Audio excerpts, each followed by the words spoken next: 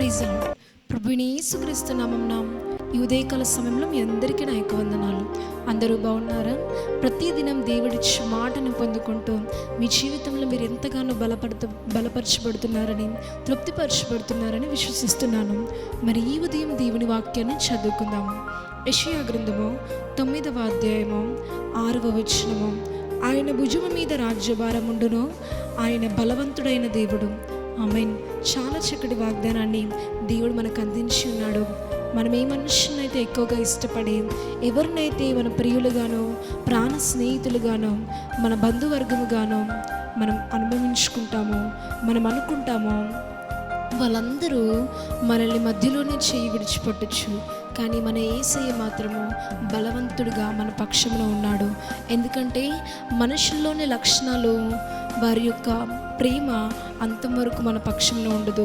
మన యేసయ్య లక్షణాలు నీతి కలిగిన లక్షణాలు అయి ఉన్నాయి. ఆ యేసయ్య బలవంతుడై ఉన్నాడు. మనుషుల బలము, మనుషుల బలగము మనల్ని కేవలం శరీరపరంగా తృప్తిపరచచ్చు. కానీ లోపల ఉన్న మనోవేదనని, అంతరంగంలో ఉన్న బాధని, బయటకు నవ్వుతూ కనబడినప్పటికీ లోపల ఉన్న వేదనని గమనించి వారు ఎవ్వరూ లేరు. వాటిని తీసివేసే బలము కూడా ఎవ్వరికీ ఉండదు.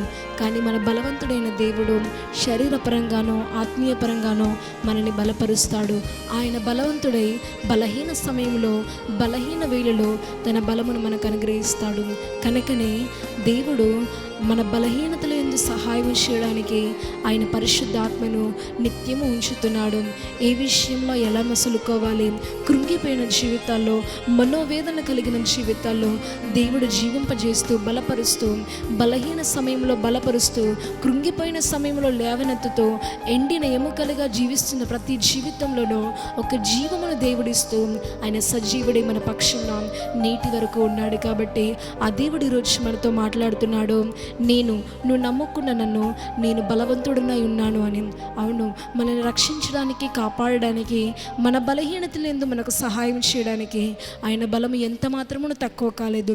ఆయన మహాబలవంతుడును, సర్వశక్తుడై ఉన్నాడు. కాబట్టి ఒకసారి మనం ఆయన వైపు తిరుగుదాము. ఇన్ని రోజులు బలవంతులైన మనుషుల ఎదుట తిరిగి, మనుషులని వెంబడించి తుదకు మనము తృప్తి పొందలేకపోయామేమో. యేసయ్య నన్ను తృప్తిపరచబోతున్నాడు. బలవంతుడైన దేవుడు నీ బలహీనతలందు నీకు సహాయం చేయబోతున్నాడు. ఆమేన్. ప్రార్థన చేసుకుందాం. పరలోకమందున్న మా తండ్రి, నీకు మహిమ కలుగును గాక. ఈ ఉదయం చాలా చక్కటి వాగ్దానాన్ని మాకు అందించినందుకు నీకు వందనాలు. మేము నమ్ముకున్న నీవు తండ్రి గొప్ప బలవంతుడవై, సర్వశక్తుడవై ఉన్నావని మాకు మీరు బయలుపరిచినందుకు, మాకు మీరు వాగ్దానం చేసినందుకు నీకు వందనాలు ప్రభువా. బలహీన పక్షంలో మేము ఉంటే తండ్రి ఇన్ని రోజులు మేము భయపడ్డామయ్యా. ఈరోజు మాకు ఇంకే చింత లేదయ్యా. ఎందుకంటే మేము నమ్ముకున్న నీవు బలవంతుడవై ఉన్నావు తండ్రి. నీకే మహిమ, ఘనత, ప్రభావములు చెల్లించుకుంటున్నాను.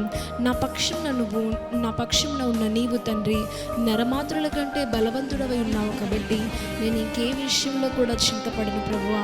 ఎందరైతే ఈ వాగ్దానాన్ని విని విశ్వసించారో వారందరి జీవితంలో ఉన్న కలవరము, బలహీనత అంతా మీరు దూరపరిచి నీ బలమును వారికి అనుగ్రహించి నమ్మిన ప్రతి జీవితంలో నీ వాగ్దానాన్ని నెరవేర్చమని ప్రభు యేసుక్రీస్తు నామములో అడిగి బతిలాడి వేడుకొంచున్నాము తండ్రి.